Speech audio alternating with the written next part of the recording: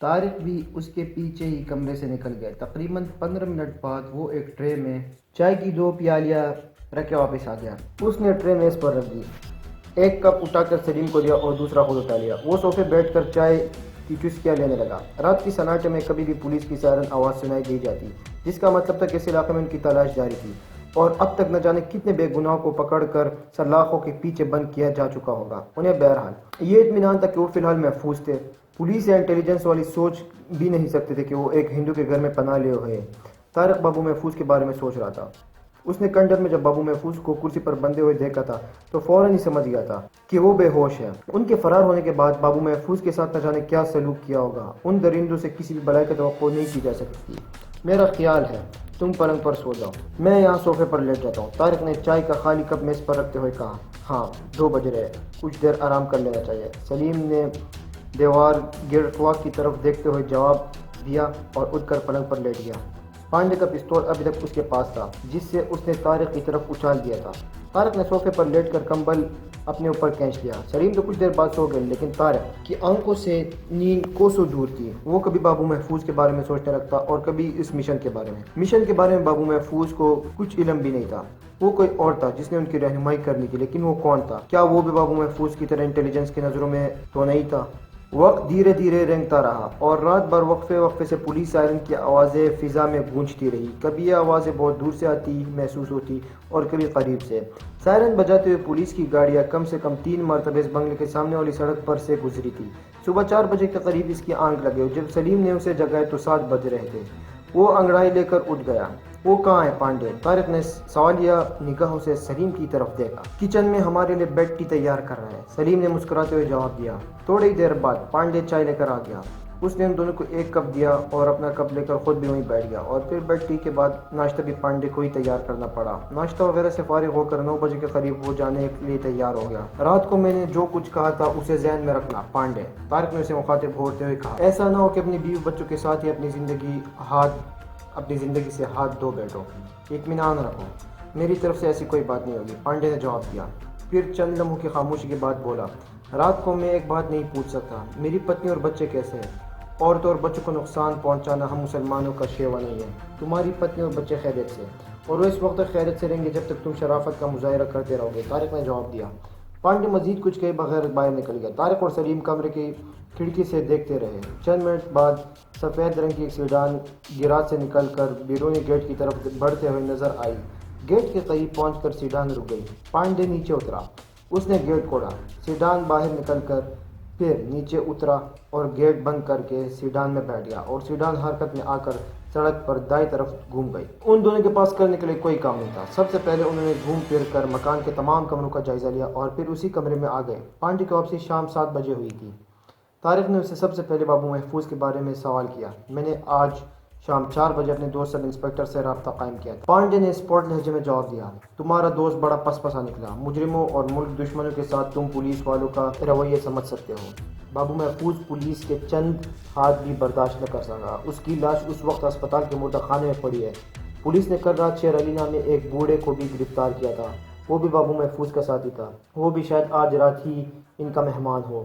Intelligence اور پورے شہر کی پولیس تم دونوں کی تلاش کر رہے ہیں۔ شہر میں کئی مقامات پر چھاپے بھی پڑے ہیں۔ گزشتہ رات یہاں بعض مسلمان گھروں کی تلاشی بھی لی گئی۔ پولیس کو بھی یقین ہے کہ تم لوگ اسی علاقے میں کہیں چھپے ہو۔ یہ علاقہ مکمل طور پر پولیس اور خفیہ والوں کے حصار میں ہے۔ صورتحال خاصی سنگین ہے۔ طارق اسے خاموش ہونے پر بولا، کیا تم لوگ بچ کر نکل سکو گے؟ پانڈے نے باری باری ان کی طرف دیکھا۔ میں سمجھتا ہوں کہ جب تک ہم یہاں ہیں محفوظ ہے، طارق نے مسکراتے ہوئے جواب دیا۔ پولیس یا انٹیلیجنس والے تو یہ سوچ بھی نہیں سکیں کہ ہم نے ایک ہندو کے گھر پناہ لی ہے۔ تم لوگوں نے مجھے مصیبت میں پھنسا دیا ہے۔ اگر انہیں میرے گھر میں تمہاری موجودگی کا شبہ بھی ہو گیا تو تمہارے ساتھ میں بھی زندہ نہیں بچ سکوں گا، پانڈے نے ہاتھ ملتے ہوئے کہا۔ اگر تم اپنی بیوی بچوں کے لیے جان دے دو گے تو یہ واقعی ایک نئی بات ہوگی۔ ویسے میرے خیال میں تم ایسا کوئی موقع نہیں آنے دو گے۔ بہرحال ہم بہت دیر سے تمہارا انتظار کر رہے تھے، ہم نے ابھی تک شام کی چائے نہیں پی، طارق بولا۔ پانڈے خونخوار نگاہ سے ان کی طرف دیکھتے ہوئے کچن کی طرف چلا گیا۔ وہ دونوں تقریباً 1 ہفتہ پانڈے کے بنگلے میں محبوس رہے۔ یہ ان کی خوش قسمتی تھی کہ اس دوران پانڈے کی عدم موجودگی میں اس کا کوئی ملنے نہیں آیا تھا۔ پھر اس نے خود کو سب ہی منع کر دیا تھا سب کو منع کر دیا تھا۔ اسی روز شام کو اندھیرا پہننے کی کچھ ہی دیر بعد ٹیلی فون کی گھنٹی بجتی، دونوں چونک گئے۔ ان دونوں معنی خیز نگاہوں سے ایک دوسرے کی طرف دیکھا۔ پانڈے ابھی تک نہیں آیا تھا۔ فون کی گھنٹی بجتی رہی اور دونوں فون کی طرف دیکھتے رہے اور آخر کار فون خاموش ہو گیا۔ 5 منٹ بعد خاموشی رہی اور فون کی گھنٹی ایک بار پھر بجنے لگی۔ دونوں نے ایک بار پھر ایک دوسرے کی طرف دیکھا اور آخر کار طارق نے آگے بڑھ کر ریسیور اٹھا لیا۔ ماؤتھ پیس میں کچھ کہنے کے بجائے وہ ریسیور سے کان لگائے کھڑا رہا۔ طارق، تم طارق ہو یا سبھی، میری بات غور سے سنو۔ ریسیور پر ایک بھاری مردانہ آواز سن کر طارق اچھل پڑا۔ تم لوگ فوراً اس بنگلے سے نکل جاؤ، پولیس کسی بھی لمحے پہنچ سکتی ہے۔ کون ہو تم؟ طارق نے دریافت کیا۔ اس کے چہرے کا رنگ یک دم بدل گیا تھا۔ میرا نام دلوارث ہے، مزید تعارف کے لیے آپریشن ریڈ فورٹ کا نام کافی ہے۔ پولیس کو شبہ ہو گیا کہ تم لوگ اسی بنگلے میں پناہ لیے ہو۔ پولیس کسی وقت بھی ریڈ کر سکتی ہے۔ میں بابو محفوظ کی طرح تم لوگوں کو ضائع کرنا نہیں چاہتا، اس لیے ایک لمحہ ضائع کے بغیر یہاں سے نکل جاؤ۔ لیکن ہم کہاں آئے؟ طارق بولا۔ آپریشن ریڈ فورٹ کے حوالے سے وہ مطمئن ہو گیا تھا۔ اسے سمجھنے میں دیر نہیں لگی تھی کہ دلوارث وہی شخص ہے جسے اس مشن کی رہنمائی کرنی تھی۔ پانڈے کے بنگلے سے نکلنے کے بعد رکشا، ٹیکسی، جو کچھ بھی ملے اس پر بیٹھ کر ہرول باغ پہنچ کر نائرن اسٹریٹ کے کارنر پر لکڑی کا ایک ٹال ہے، ٹال والے کو میرا نام بتانا، وہ تم لوگوں کو میرے پاس پہنچا دے گا۔ دوسری طرف سے کہا گیا۔ اس کے ساتھ ہی سلسلہ منقطع ہو گیا۔ کون تھا؟ سلیم نے سوالی نگاہ سے طارق کی طرف دیکھا۔ ایک ہمدرد، طارق نے جواب دیا۔ یہاں سے نکلو، پولیس ریڈ کرنے والی ہے، انہیں ہماری موجودگی کی اطلاع مل چکی ہے۔ اور اس کے بعد وہ لوگ مزید وقت ضائع کے بغیر باہر کی طرف دوڑے۔ طارق نے پانڈے والی پستول جیب میں ڈال دیا تھا۔ گیٹ کے قریب پہنچ کر انہوں نے دونوں طرف سڑک پر چھانکا۔ سڑک پر اکا دکا گاڑی کی عام رفت تھی۔ وہ گیٹ سے نکل کر دائیں طرف مڑ گئے اور تیز تیز قدم اٹھاتے ہوئے چوراہے کی طرف چلنے لگے۔ چوراہے پر پہنچتے ہی انہیں خالی رکشہ مل گیا۔ وہ دونوں رکشے میں بیٹھ گئے۔ طارق نے رکشے والے کو قرول باغ چلنے کو کہا۔ رکشہ جیسے حرکت میں آیا، سامنے سے پولیس کی ایک کار آتے ہوئے دکھائی دی۔ کار کا سائرن بند تھا لیکن چھت پر فلیش لائٹ جل رہی تھی۔ وہ پولیس کار اسی سڑک پر مڑی تھی۔ طارق نے گردن گھما کر دیکھا۔ اس سڑک پر دوسری طرف سے بھی ایک پولیس کار آتے ہوئے دکھائی دی تھی۔ رکشہ فیضن روڈ سے ہوتا ہوا جیسے ٹاؤن ہال والے چوراہے سے آگے نکلا، طارق نے ڈرائیور کو رکنے کو کہا۔ رکشہ رکتے ہوئے دونوں اتر آئے۔ طارق نے 10 روپے والے 2 نوٹ رکشے والے کو ہاتھ میں تھما لیے۔ ہم نے قرول باغ جانے کا ارادہ بدل لیا ہے، طارق نے کہا، اور سلیم کے ساتھ ہی پیدل ایک طرف چلنے لگا۔ رکشہ وہی ہے، وہی کھڑا رہ گیا۔ تقریباً 20 گز کا فاصلہ طے کرنے کے بعد وہ دونوں ایک اور رکشے میں بیٹھ گئے۔ اس رکشے کے ذریعے وہ پہاڑ گنج پہنچ گئے۔ یہاں سے وہ تیسرے رکشے میں بیٹھ کر قرول باغ پہنچے تھے۔ پہلے رکشے میں سفر کرتے طارق کو اچانک ہی کچھ خیال آ گیا تھا، اس لیے اس نے بار بار رکشے تبدیل کیے تھے۔ قرول باغ کے علاقے میں نائرن اسٹریٹ تلاش کرنے میں انہیں کوئی دشواری پیش نہیں آئی تھی۔ نائرن اسٹریٹ کے ساتھ ہی ایک بہت بڑا گندا نالا تھا جس کے کنارے پر لکڑی کا ٹال تھا۔ شام کے 8 بج چکے تھے، ٹال بند ہو چکی تھی۔ لکڑیاں تولنے والے ایک بہت بڑے ترازو کے قریب ہاتھوں لیٹا ہوا تھا۔ وہ دونوں چارپائی کے قریب پہنچ کر رک گئے۔ ٹال بند ہو چکا ہے، لکڑی چاہے تو صبح آنا، لالا جی۔ ہاتھوں نے چارپائی سے اٹھتے ہوئے کہا۔ دلوارث، میرے ساتھ آؤ، ہاتھوں نے اشارہ کیا۔ اس نے طارق کو پوری بات کرنے کا موقع بھی نہیں دیا تھا۔ ایک وسیع رقبے پر لکڑیوں کے انبار لگے ہوئے تھے۔ وہ دونوں لکڑیوں کے ان ڈھیروں کے درمیان ایک تنگ سے راستے پر چلتے ہوئے پچھلی گلی کی طرف نکل گئے۔ یہ نالے کا کنارہ تھا جہاں ایک طرف 2 کچے کمرے بنے ہوئے تھے، اس کے سامنے مختصر سا صحن بھی تھا۔ وہ ہاتھوں کے ساتھ یہ صحن عبور کر کے کمرے کے سامنے رک گئے۔ ہاتھوں نے دروازہ کھول دیا اور اندر داخل ہو گئے۔ کمرے میں دیوار کے ساتھ ایک شیلف پر لالٹین روشن تھی، فرش پر قالین بچھی ہوئی تھی۔ 2 آدمی دیوار کے ساتھ ٹیک لگائے بیٹھے تھے۔ لالٹین کی مدھم روشنی میں ان کے چہرے دھندلے سے لگ رہے تھے۔ طارق اور سلیم کو دیکھ کر وہ دونوں اٹھ گئے، گرم جوشی سے ہاتھ ملائے اور پھر سب لوگ بیٹھ گئے۔ ہاتھوں واپس چلا گیا۔ دلوارث دبلا پتلا تھا، لمبے قد کا آدمی تھا، چھوٹی گول داڑھی تھی۔ اس نے چہرے کو خاصا پرکشش بنا دیا تھا۔ اس کی عمر 40 کے لگ بھگ رہی ہوگی، جبکہ دوسرا آدمی قدرے باری برکم تھا، اس کی عمر بھی 40 کے لگ بھگ ہی رہی تھی۔ آپ کو کیسے پتہ چلا کہ ہم کے پانڈے کے بنگلے میں پناہ گزین ہے، اور یہ کیسے پولیس وہاں ریڈ کرنے والی ہے؟ طارق نے چند رسمی جملوں کے تبادلے کے بعد پوچھا۔ بابو محفوظ سے رابطہ ختم ہونے کے بعد میں پریشان ہو گیا تھا، پھر انکشاف ہو کے انٹیلیجنس کے ہتھے لگ گیا، اور اس رات تم لوگ بھی ان کی گرفت میں آ گئے تھے۔ پھر دوسرے دن یہ انکشاف ہو کہ تم دونوں فرار ہونے میں کامیاب ہو گئے۔ پولیس کو شبہ تھا کہ تم لوگ ریس کورس کے آس پاس 1 میل کے علاقے میں گیرو پوش ہو۔ پولیس نے پورے علاقے کو گھیرے میں لے رکھا تھا۔ اس علاقے میں بعض مسلمان گروہ میں تلاشی بھی لی گئی تھی۔ میں حیران تھا کہ تم لوگ کہاں غائب ہو سکتے ہو۔ پھر دفعہ خیال آیا کہ پانڈے کی رہائش ہے، اس علاقے میں ہے۔ مجھے یقین ہو گیا کہ تم لوگوں نے وہیں پناہ لے رکھی ہوگی۔ میں نے پانڈے سے رابطہ قائم کرنے کی کوشش نہیں کی، البتہ اپنے طور پر تحقیقات جاری رکھی۔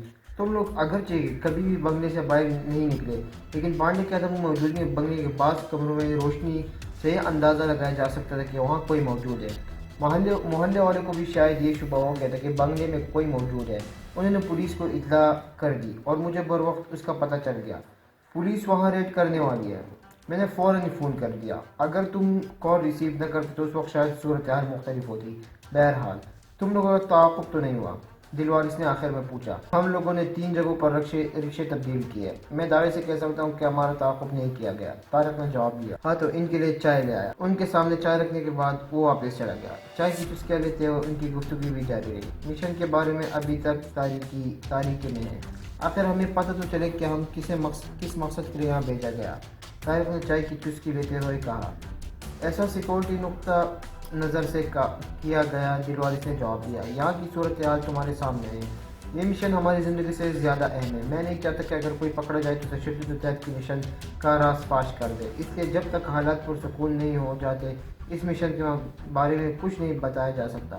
لیکن میں سمجھتا ہوں کہ 1 ہفتے کے بعد ہم اس قابل ہو جائیں گے، اپنے اصل منصوبے پر عمل درآمد شروع کر دیں گے۔ آج رات تم لوگ یہیں رہو گے، کل کسی دوسری جگہ تمہاری رہائش کا بندوبست کر دیا جائے گا۔ طارق کچھ کہہ نہیں چاہتا تھا کہ ہاتھوں دوڑتا ہوا کمرے میں داخل ہوا۔ اس کے چہرے پر ہوائیاں اڑ رہی تھی۔ کیا ہوا؟ اس قدر بدحواس کیوں ہو رہے ہو؟ دلوارس نے پوچھا۔ پولیس کی 2 گاڑیاں سڑک کے موڑ پر آ کر رک گئی ہے۔ پولیس والے ٹال کو گھیرے میں لینے کی کوشش کر رہے ہیں، ہاتھوں ہانپتے ہوئے بتایا۔ وہ لوگ ایک جھٹکے سے اٹھ گئے۔ دلوارس بیچ کے دروازے سے دوسرے کمرے میں گھس گیا۔ چند سیکنڈ بعد ہی وہ دروازے پر نمودار ہوا اور آٹومیٹک رائفلیں تقسیم کرنے لگا۔ اگر یہاں سے نکلنے میں کامیاب ہو گئے تو دلی دروازے پر قاسم علی سے رابطہ قائم کر دینا ہوگا، وہاں اس کے پلو کی دکان ہے، دلوارس نے کہا۔ وہ لوگ دروازے کی طرف بڑھ گئے کہ فضا میں ایک بھاری آواز گونج اٹھی۔ تم لوگ چاروں طرف گھیرے میں ہو، فرار کا کوئی راستہ نہیں ہے، اپنے آپ کو پولیس کے حوالے کر دو، بصورت دیگر تم میں سے کوئی بھی زندہ نہیں بچ سکے گا۔ میگا فون پر یہ اعلان 2 مرتبہ دہرایا گیا۔ پیچھے نالی کی طرف سے نکل چلو، دلوارس نے کہا۔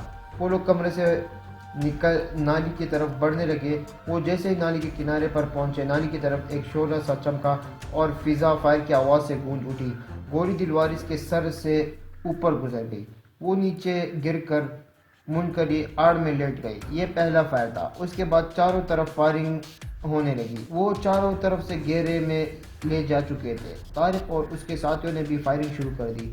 تقریباً آدھے گھنٹے تک دونوں طرف شدید فائرنگ ہوتی رہی اور پھر اچانک ہی ٹال کے ایک حصے میں لکڑیوں کے ڈھیر سے شعلے اٹھنے لگے۔ کچھ دیر بعد دوسری طرف سے بھی شعلے اٹھتے نظر آئے۔ اس سے پہلے طارق نے پیٹرول کی بو محسوس کی تھی، جس سے طارق کو یہ سمجھنے میں دیر نہیں لگی تھی کہ جان بوجھ کر ٹال کو آگ لگائی گئی تھی۔ خشک لکڑیوں میں آگ پھیلتی جا رہی تھی۔ وہ لوگ بری طرح گھیرے میں آ چکے تھے۔ فائرنگ بھی چاروں طرف سے ہو رہی تھی۔ نالے کی طرف ہی نکلنے کی کوشش کرو، فائرنگ کرتے رہو، آگے بڑھتے رہو، دلوارس چیخا۔ وہ لوگ مسلسل فائرنگ کرتے ہوئے نالے کی طرف بڑھنے لگے ہیں۔ آگ نے بھی انہیں گھیرے میں لے لیا تھا۔ شعلے آسمان سے باتیں کر رہی تھی۔ آگ کی تپش ناقابل برداشت ہو رہی تھی۔ آگ کے اس حصار سے نکلنے کا ایک ہی راستہ تھا، نالا، اور اس طرف سے بھی فائرنگ ہو رہی تھی۔ وہ لوگ فائرنگ کرتے ہوئے نالے کے کنارے پر پہنچ گئے۔ دلوارس نے نالے میں چھلانگ لگا دی۔ اس کا ساتھی چھلانگ لگانے کے لیے پرتول تھا کہ ایک گولی اس کے کھوپڑی میں لگی اور وہ منہ سے آواز نکالے بغیر کنارے پر ڈھیر ہو گیا۔ طارق اور سلیم ساتھ ہی تھے۔ انہوں نے بیوقوف نالے میں چھلانگ لگائی۔ گرنے کے بعد وہ ایک اٹھ کر بھاگ رہے تھے کہ سلیم چیختا ہوا ڈھیر ہو گیا۔ اس کی ٹانگ میں گولی لگی تھی۔ طارق اس سے 2 قدم آگے تھا۔ وہ رک کر سلیم کی طرف لپکا اور اسے اٹھانے کی کوشش کرنے لگا۔ ان کی چاروں طرف گولیاں بارش کے قطروں کی طرح گر رہی تھی۔ مجھے چھوڑ دو طارق، سلیم نے کہا۔ تم نکل جاؤ، جلدی کرو۔ میں تمہیں چھوڑ کر نہیں جا سکتا سلیم، طارق نے اسے اٹھانے کی کوشش کرتے ہوئے بولا۔ سلیم کی رائفل گر گئی تھی۔ طارق اسے سہارا دے کر گھسیٹتے ہوئے کوشش کر رہا تھا۔ آسمان تک اٹھتے ہوئے شعلے سے پورا علاقہ روشن ہو رہا تھا۔ وہ لوگ ابھی 3-4 گز آگے نکلے ہوں گے کہ نالے کی دیوار سے 3-4 پولیس والے کود کر ان کے سامنے آ گئے۔ ان کی رائفلیں سلیم اور طارق کی طرف اٹھی ہوئی تھی۔ طارق نے بے بسی سے چاروں طرف دیکھا اور رائفل پھینک دی۔ کچھ اور پولیس والے بھی نالے میں آ گئے۔ ان سب نے طارق اور سلیم پر ٹھوکروں اور گونسوں کی بارش کر دی۔ وہ کیچڑ اور غلاظت میں لت پت ادھر ادھر لڑکتے رہے۔ ان کے جسم کے ہر حصے پر ٹوکر پڑی تھی، ان کی چیخیں جلتی ہوئی لکڑوں کے شور میں دب گئی تھی۔ دلوارس فرار ہونے میں کامیاب ہو گیا تھا، اس کا ساتھی گولی کا نشانہ بن گیا تھا، جبکہ ٹال کا مالک ہاتھو آگ میں زندہ جل کر راکھ ہو گیا تھا۔ گرفتاری کے بعد طارق اور سلیم کو انٹیلیجنس نے اپنی تحویل میں لے لیا۔ ایک ہفتے تک ان پر تشدد کیا جا رہا تھا۔ ہندو بیڑیوں نے تمام حربے آزما ڈالے، لیکن وہ طارق یا سلیم میں سے کسی کی زبان سے کچھ بھی نہیں نکلوا سکے، اور آخر کار انہیں تہاڑ جیل میں منتقل کر دیا گیا۔